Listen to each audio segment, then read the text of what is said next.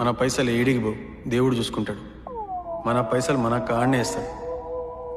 ఎలా పైనుంచి అక్షింతలు వేస్తాడా?